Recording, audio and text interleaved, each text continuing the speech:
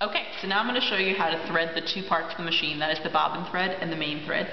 We'll start with the bobbin, and the cool thing about most of the machines at MassArt is that they actually have stickers on them, and probably machines you'll encounter elsewhere.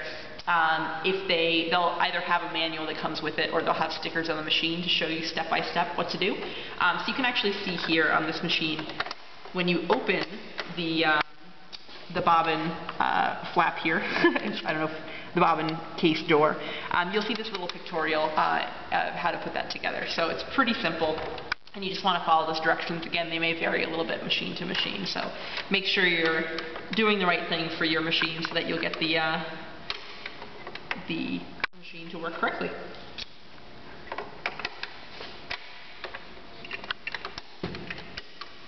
Alright, and the really important thing on these machines, and I think currently all the machines that MassArt has except for industrials, they have these bobbin cases where the bobbin spool drops into this, and the important thing is to hold this lever tight when you're inserting it, because that locks the bobbin into the case.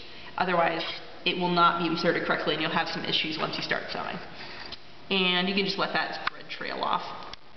Alright, so we're going to close the bobbin case door, and on these machines they have this little slide off arm, and this is useful if you want to sew a sleeve or something tiny that doesn't have a lot of allowance in the fabric to get around this part. You can take the arm off and sew just like that.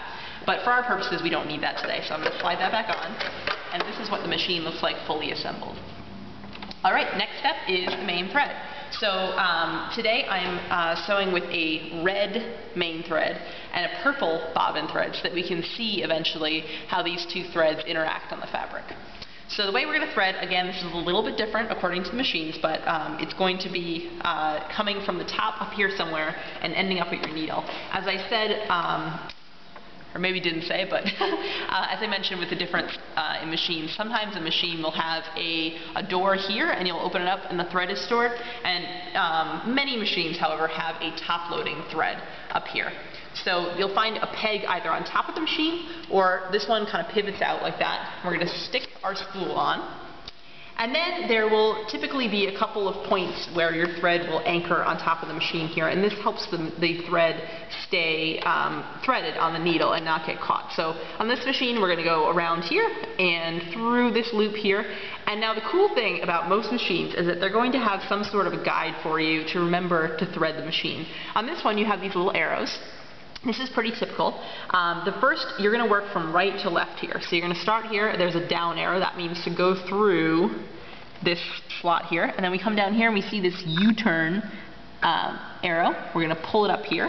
And the next step is easier to see if you turn the hand wheel here, and this part pops up, and again you're going to see this U-turn type of arrow, and so you're going to bring the thread back and bring it forward, and it just catches right up here. Now you're going to pull it down again, and again this varies just a little bit, but down here on top of your needle you're going to find a loop here. Sometimes there's one over here, and so when there's just one, we're going to pull it down. It's going to catch in this loop, and then our next step is to thread the needle. And sometimes I like to pull down, let the presser foot drop just because it gives me a little more room to work with. So what you're going to do is you're going to reach your hand back here, and there's a little lever, and that's going to drop your presser foot. That's the part that holds the fabric onto the machine tight. And it also gives me a little more room to work with my needle. So you'll see the eye of the needle, and you want to thread from front to back of the needle. And you want to be very careful that you don't wrap the thread around the needle, because again that will cause snags later on, and it will not smoothly move through your fabric. So you're going to thread from front to back, and you're going to pull it through.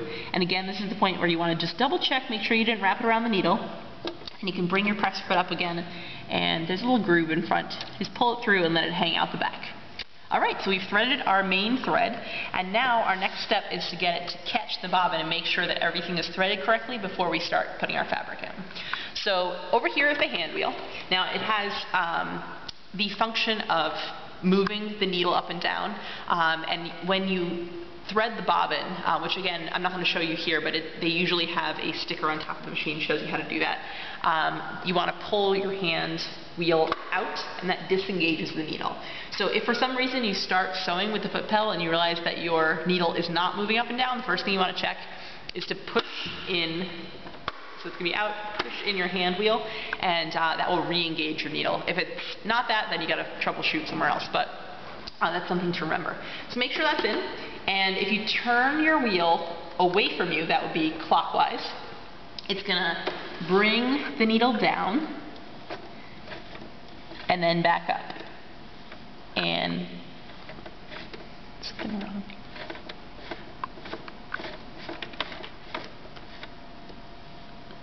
Actually, sorry, can we